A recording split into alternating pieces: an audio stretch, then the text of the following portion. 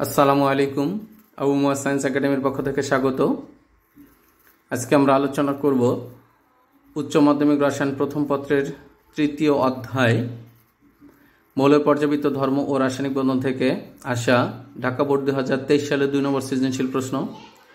আমরা একটি টেবিল দেখতে পাচ্ছি। টেবিলে প্রথম মৌল ডি, যার সর্ববহিস্থ স্তরের ইলেকট্রন বিন্যাস NH2, আর দ্বিতীয় মৌল ই, যার ইলেকট্রন বিন্যাস হচ্ছে NH2 NP1, এফ মৌল, যার সর্ববহিস্থ স্তরের ইলেকট্রন বিন্যাস N+1 S2, সকল ক্ষেত্রে n এর মান হচ্ছে 3। এই ক্ষেত্রে আসা ক নম্বর প্রশ্নটি হচ্ছে ভ্যান ডার ওয়ালস আকর্ষণ বল কাকে বলে। খ নম্বর প্রশ্নটি হচ্ছে অক্সিজেনের দ্বিতীয় ইলেকট্রন আসক্তির মান ধনাত্মক কেন ব্যাখ্যা করো। গ নম্বর প্রশ্নটি হচ্ছে ই অপেক্ষা ডি এর আয়নীকরণ বিভবের মান বেশি কেন ব্যাখ্যা করো। ঘ নম্বর প্রশ্ন উদ্দীপকের ডি কার্বনেট ও এফ কার্বনেটের মধ্যে কোনটি অধিক তাপে বিয়োজিত হয় যুক্তিসহ বিশ্লেষণ করো। ক নম্বর প্রশ্নের উত্তরে প্রথম প্রশ্নটি দেখি, ভ্যান ডার ওয়ালস আকর্ষণ বল কাকে বলে। উত্তর হচ্ছে অপোলার সমযোজী অনুসমূহের মধ্যে ক্রিয়াশীল দুর্বল আন্তঃকণা আকর্ষণ বলকে ভ্যান ডার ওয়ালস আকর্ষণ বল বলে। খ নম্বর প্রশ্নটি হচ্ছে অক্সিজেনের দ্বিতীয় ইলেকট্রন আসক্তির মান ধনাত্মক কেন ব্যাখ্যা করো। উত্তরে প্রথমে ইলেকট্রন আসক্তির সংজ্ঞা, গ্যাসীয় বিচ্ছিন্ন কোনো মৌলের এক মোল পরমাণুর বহিস্থ স্তরে এক মোল ইলেকট্রন প্রবেশ করিয়ে, খেয়াল করবো আমরা, ইলেকট্রন আসক্তিতে ইলেকট্রন প্রবেশ করিয়ে বা ইলেকট্রন যোগ করে এক মোল ঋণাত্মক আয়নে পরিণত করলে, এখানে ইলেকট্রন প্রবেশ করানোর কারণে ঋণাত্মক আয়নে পরিণত হবে। এক্ষেত্রে উৎপন্ন শক্তির যে পরিমাণ আছে, উৎপন্ন শক্তি, ইলেকট্রন প্রবেশ করলে শক্তি উৎপন্ন হয়, এই উৎপন্ন শক্তির পরিমাণকে ওই মোলের ইলেকট্রন আসক্তি বলে। যেহেতু শক্তি উৎপন্ন হয় তাই ডেল্টা এস এর মান ঋণাত্মক হয়, কিন্তু অক্সিজেনের দ্বিতীয় ইলেকট্রন আসক্তির মান ধনাত্মক, কারণ অক্সিজেনের প্রথম ইলেকট্রন আসক্তির পর অক্সিজেন ও মাইনাস আয়নের ইলেকট্রন বিন্যাসে অষ্টক লাভ করতে একটি মাত্র ইলেকট্রনের ঘাটতি থাকে।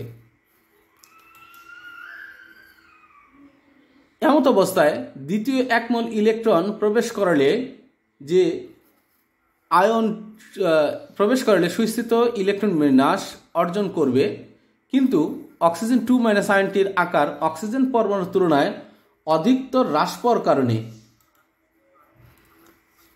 অক্সিজেন 2 মাইনাস এর ছোট দ্বিতীয় বহিস্থ স্তরে ইলেকট্রন বিকর্ষণ মাত্রা বেড়ে যাবে বা বৃদ্ধি পাবে। তাই এই বিকর্ষণ বলের বিপরীতে দ্বিতীয় এক মোল ইলেকট্রন প্রবেশ করাতে তাপ শক্তি প্রয়োগ করতে হয়, ফলে অক্সিজেনের দ্বিতীয় ইলেকট্রন আসক্তির মান ধনাত্মক হয়।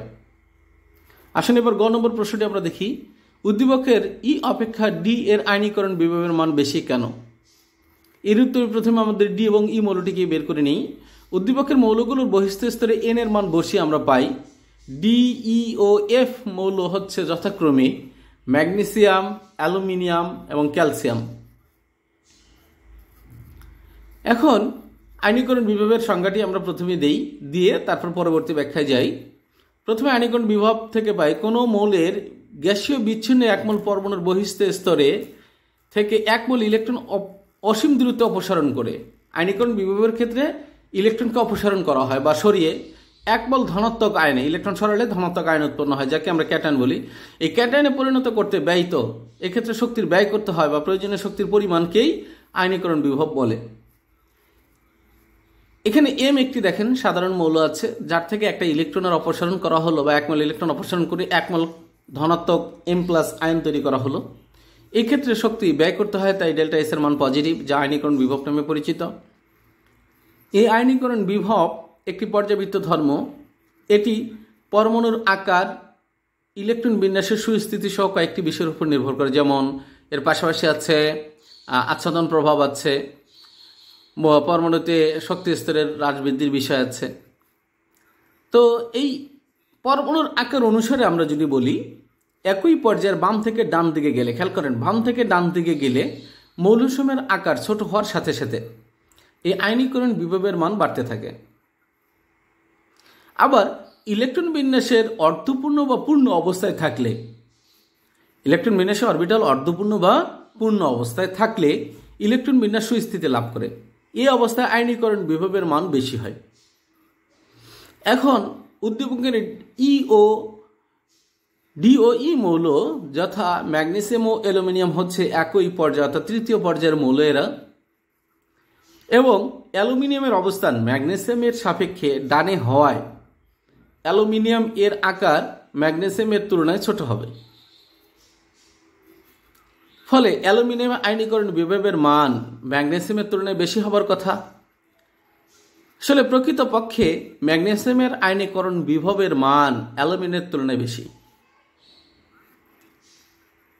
ম্যাগনেসিয়ামের ইলেকট্রন বিন্যাস থেকে আমরা দেখতে পাই এর ইলেকট্রন বিন্যাসে 3s যে অরবিটাল আছে সেখানে দুইটা ইলেকট্রন আছে, অর্থাৎ s পূর্ণ অবস্থায় আছে। এই 3s অরবিটাল পূর্ণ অবস্থায় হওয়ায় অধিক সুস্থিত ম্যাগনেসিয়াম, কিন্তু অ্যালুমিনিয়ামের আকার ছোট হলেও এর ইলেকট্রন বিন্যাসে আমরা দেখতে পাচ্ছি 3p অরবিটালটিতে একটি ইলেকট্রন আছে, অর্থাৎ এর সর্বশেষ 3p অরবিটাল অর্ধপূর্ণ বা পূর্ণ কোনোটি না হওয়ায় ম্যাগনেসিয়ামের মতো এটা সুস্থিতি লাভ করবে না। তাই ম্যাগনেসিয়ামের আয়নীকরণ বিভব এর মান অ্যালুমিনিয়ামের তুলনায় বেশি, অর্থাৎ এর বলা যায় অ্যালুমিনিয়ামের আয়নীকরণ বিভবের মান ম্যাগনেসিয়ামের তুলনায় কম। তাই আমরা বলতে পারি আয়নীকরণ বিভব ম্যাগনেসিয়াম গ্রেটার দেন অ্যালুমিনিয়াম হবে বা ডি গ্রেটার দেন ই হবে। এখন আসুন আমরা ঘ নম্বর প্রশ্নটি দেখি। উদ্দীপকের ডি কার্বনেট ও এফ কার্বনেটের মধ্যে কোনটি অধিক তাপে বিয়োজিত হয় যুক্তি সহ বিশ্লেষণ করো। উত্তরে আমরা ডি ও এফ মৌল দুটি হচ্ছে যথাক্রমে ম্যাগনেসিয়াম ও ক্যালসিয়াম, এবং এর ধাতব কার্বনেট যৌগ যথাক্রমে ডি কার্বনেট ও এফ কার্বনেটকে আমরা লিখতে পারি যথাক্রমে ম্যাগনেসিয়াম কার্বনেট ও ক্যালসিয়াম কার্বনেট। এখন এই তাপীয় বিয়োজন ব্যাখ্যা করার জন্য আমরা পোলারায়ন ক্ষমতার ধাতব কার্বনেটের তাপীয় বিয়োজন ধাতব ক্যাটায়নের পোলারায়নের উপর নির্ভর করে। আমরা ফাজেনের নীতি থেকে এটা জানি। ধাতব ক্যাটায়নের পোলারায়ন ক্ষমতা হচ্ছে ক্যাটায়ন কর্তৃক অ্যানায়নের আকারের বিকৃতি। অ্যানায়নের আকার যত বিকৃতি পাবে পোলারায়ন ক্ষমতা ততই বেশি ধরা হবে।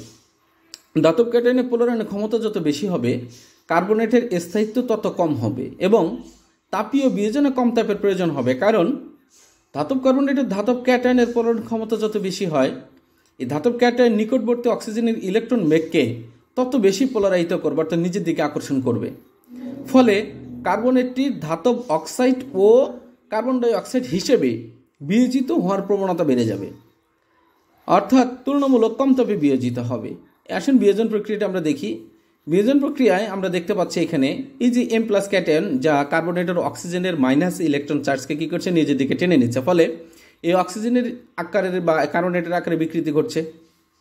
এর জন্যই এই অক্সিজেন পরমাণু আবার কী করছে, পার্শ্ববর্তী কার্বন অক্সিজেনের যে বন্ড ছিল এই বন্ডিং ইলেকট্রনকে নিজের দিকে টেনে নিচ্ছে। টেনে নেওয়ায় কার্বনের মধ্যে ইলেকট্রনের ঘাটতি দেখা দেবে।